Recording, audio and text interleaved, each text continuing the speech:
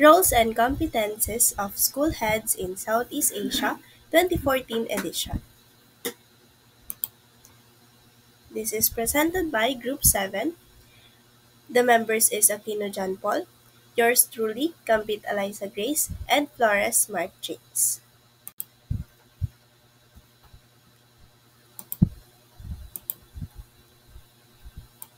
So the first domain that we will discuss is the domain for Personal Excellence. In the 2014 edition of the Roles and Competences of School Heads in Southeast Asia, highlights personal excellence as crucial for effective leadership. This domain has three strands, which is first, managing personal effectiveness, second, acting on challenges and possibilities, third, pursuing continuous professional development. May I call on Mr. John Paul Aquino to discuss the managing personal effectiveness. So, ayan. So, unang tatalakayan natin ngayon ay managing personal effectiveness. The ability to efficiently handle responsibilities and tasks through self-discipline management and organizational skill.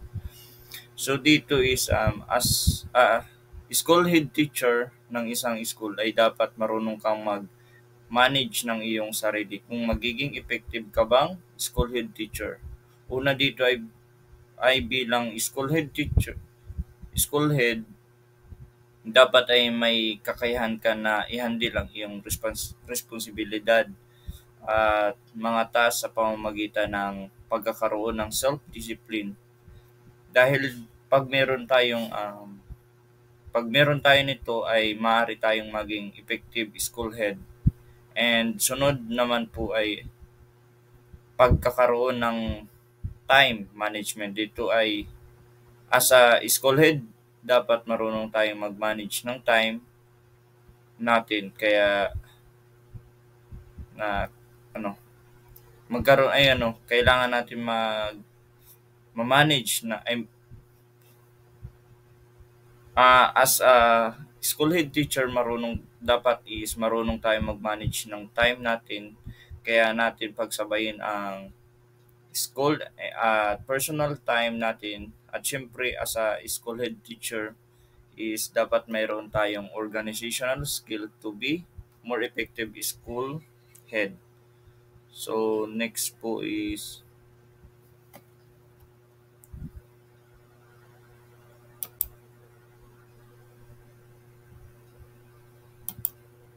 ayan. Acting on challenge and possibilities.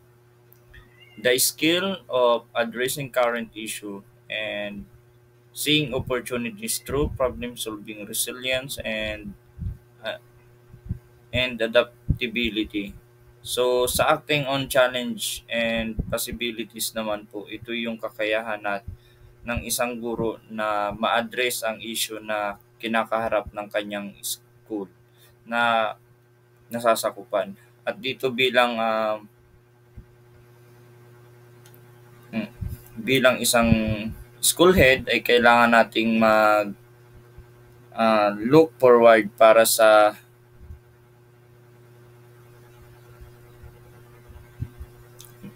mag-look forward para sa mga opportunities na nakakatulong sa pag-improve ng ating school. At syempre, as a school head teacher, sa pamamagitan ng pag-solve ng problem is makikita dito na isa tayong effective school head. Syempre, dapat matawag tayo dahil ang nagiging role model ng school na hawak natin ay also dapat maging adaptable tayong school head.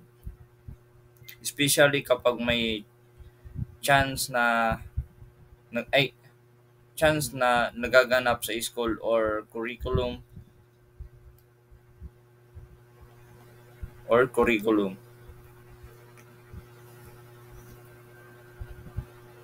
So for the next presenter, may I call on Miss Eliza Campit.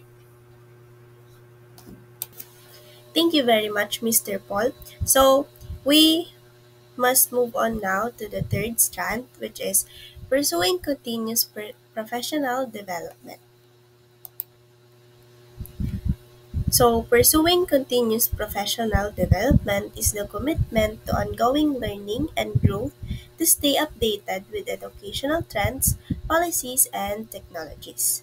So, according to this, we should invest in ourselves as a school head.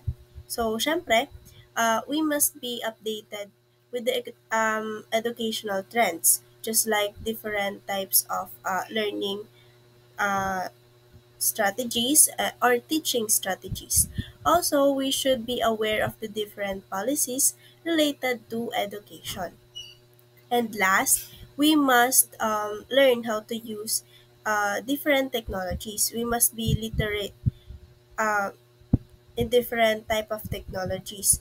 Siyempre, for us to share our knowledge in our co-teachers and also para ma-maximize din natin yung yung use of this type of technologies in teaching and syempre in being a school head.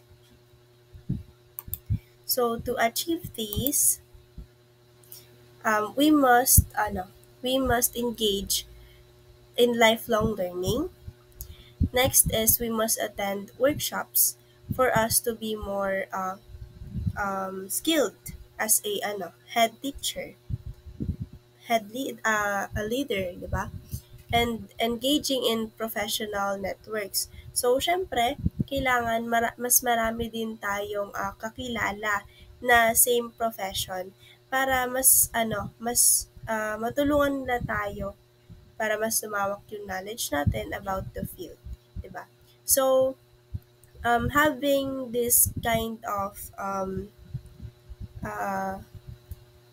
Siyempre, if we pursue continuous professional development, the impact of this will be it enhances our leadership skills, siyempre by attending the workshop.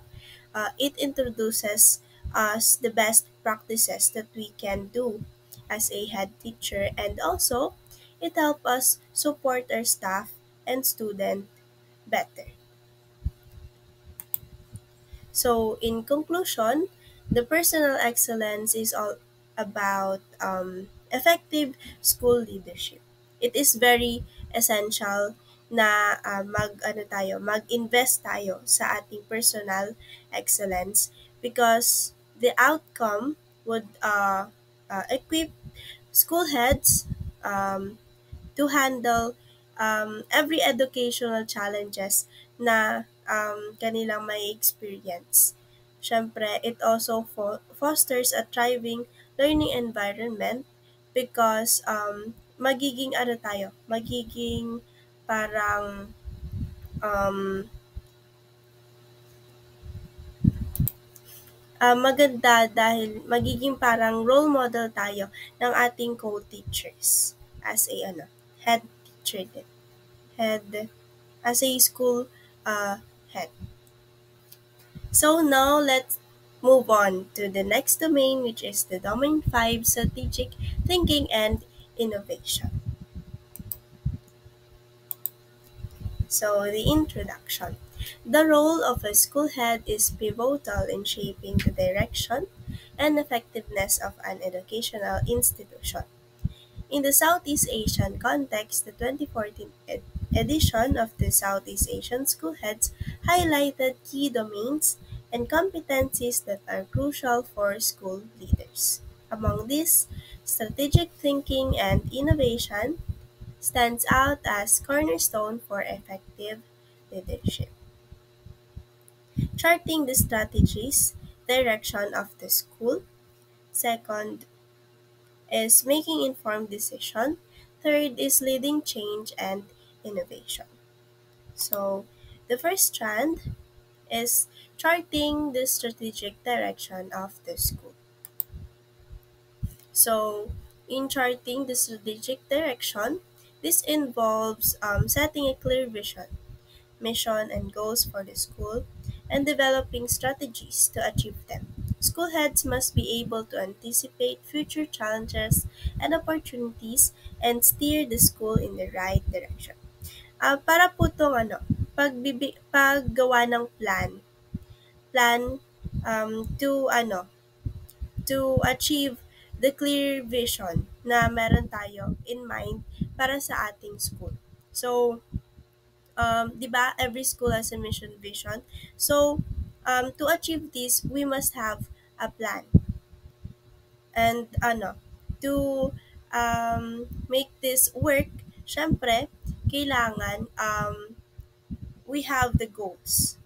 And if we if we, if we so kailangan we have the goals. And to achieve the goals, we should have these strategies, 'di ba? We should come up with different strategies. And if we um, have already come up with these strategies, palagi natin tatandaan na in achieving a goal, there is always a challenges. So, as a school head, dapat ready tayo to face those challenges, and palagi tayo dapat may plan B, di ba? Para ma-achieve pa rin natin yung ating vision and mission kahit pa may challenges na kinakaharap. And also, wag nating ililimit yung sarili natin sa kung ano lang yung na-achieve natin. Siyempre dapat maging looking forward tayo for the new opportunities na pwede pang makuha ng ating school. And siyempre, makakamit natin if we have a clear plan, 'di ba? To achieve this vision and mission of the school. So may I call on now Mr. Martins Flores to discuss the second strand and the third strand. So, good day. Now, let's proceed to the second strand. So, by the way, I'm Mark James Flores. And let's proceed po. Then, the second strand is making informed decisions. So, let me read the definition. School heads need to gather and analyze relevant data to make informed decisions. This includes understanding educational trends, student performance data, and stakeholders' feedback to guide decision-making process. So, in this strand, as a school heads, kung paano tayo maglilid sa ating schools is we need to isa sa itong strand na to making informed decision sa pagiging effective na school head. So, in this strand, sinasabi dito, as a school head, kailangan natin mag-gather and i-analyze natin yung mga data para makabuo tayo ng informed decision. So, isa yun sa makakatulong na magkaroon tayo ng positive school culture. So, nandito din, sinasabi din po dito is this includes understanding educational trends. So, ano ba yung mga trending para mas maging effective po yung ating development ang learning po sa ating school. And then, nandito din po yung student performance data kung saan is makikita natin dito yung mga performance data ng ating students kung nag-e-excel ba talaga sila within the ating ginagamit nating curriculum. And then also, and stakeholders feedback to guide decision-making process. So, hindi lang po tayo na as a school heads po is dapat tayo lang yung mag-decision but kasama natin ang stakeholders ng ating school. So, nang dahil sa is pwede din tayong mag-guide sa decision na pwede nating gawin for the betterment of our school. And for the third strand po, leading change and innovation. So, leading change and innovation. So, embracing change and fostering innovation is essential for school improvement.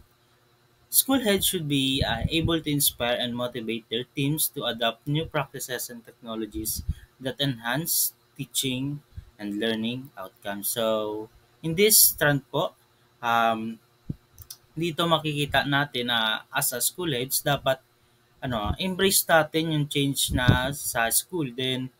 And also dapat nag-ano din tayo ng innovations, especially sa mga facilities, sa mga kagamitan din natin sa o resources natin sa school. Minsan pag may events, so as a school head, kailangan natin 'yon ah, embrace natin 'yon.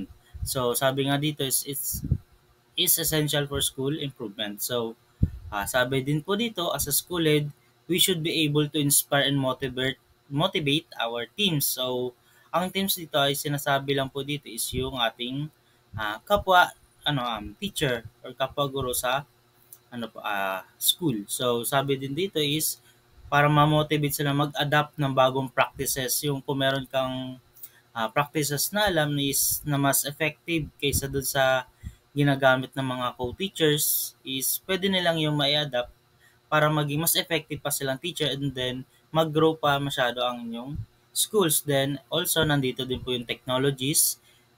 Alam naman natin na yung impact ng technologies is napakalaki and napaka-effective po talaga pagdating sa learning outcomes po ng ating learners. So in conclusion, dito po sa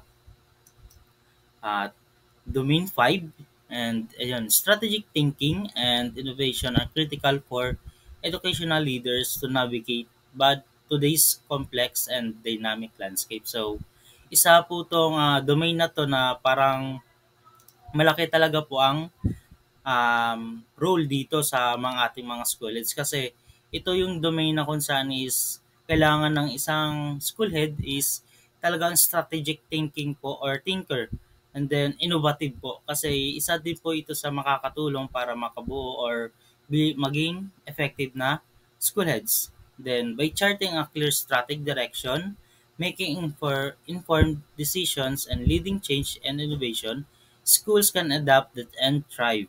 Embracing this concept is key to living continuous improvement and ensuring student success in the 21st century. So, sabi po dito, by embracing this domain po is as a school head, so ma-achieve natin yung gusto nating ma-achieve for our school and then para din po sa mga student gusto natin maging success in our current sa ating yun na po sa 21st century po natin. So that's all po. So thank you po for listening to us. So again, we are the group 7, domain 4 and domain 5.